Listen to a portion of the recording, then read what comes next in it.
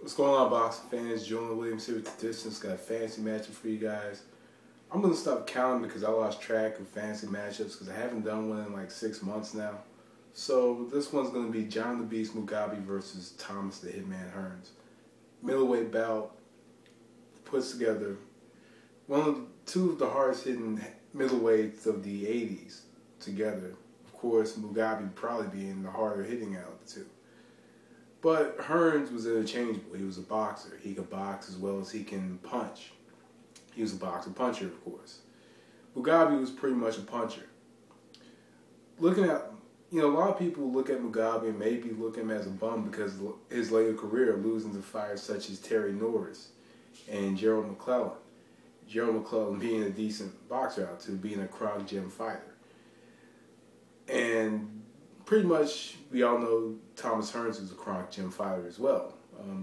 Pretty much one of the first big champions come out of the Croc Gym.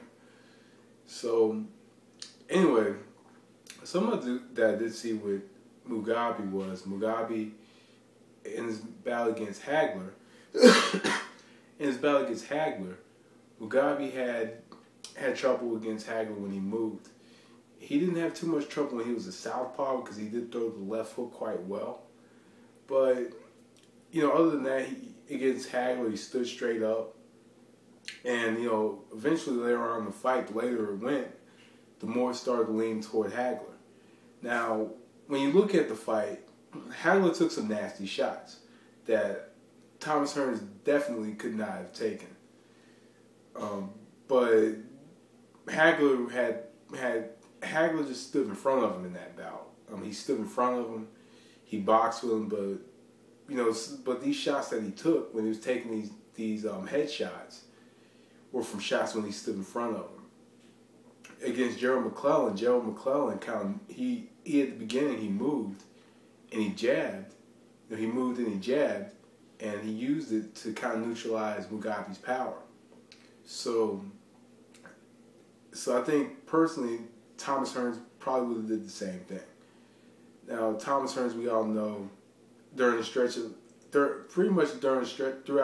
the fight, Thomas Hearns more than likely would not be able to take a John the Beast Mugabi shot.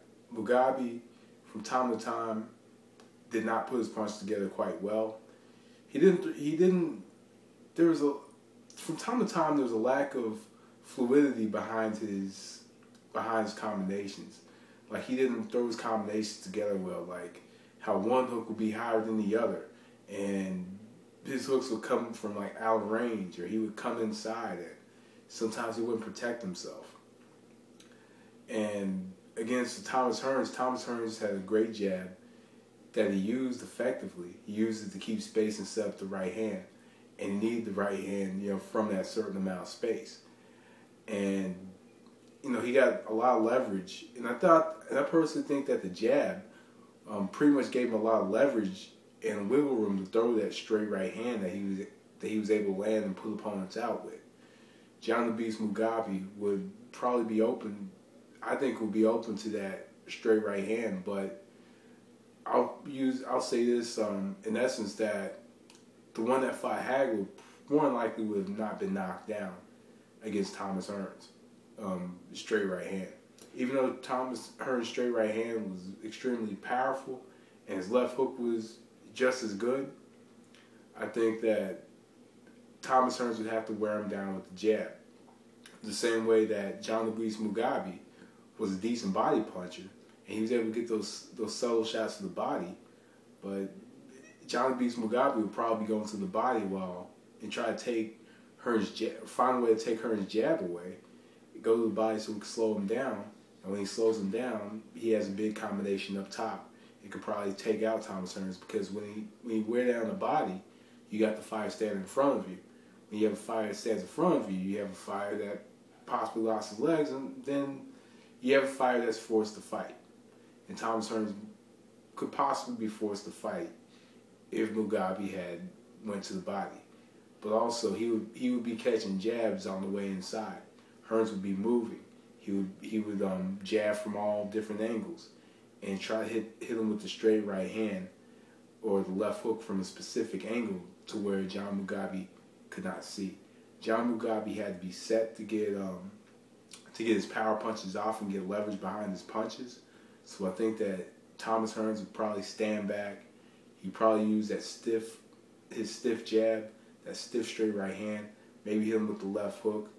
And I think he could have beaten Mugabi probably in the 8th round by knockout. Because to me, I think the later it goes, the more, to me, it favors Thomas Hearns, because I think he would wear him down with the jab. So anyway, peeps, that was the distance. Thanks for watching. Peace.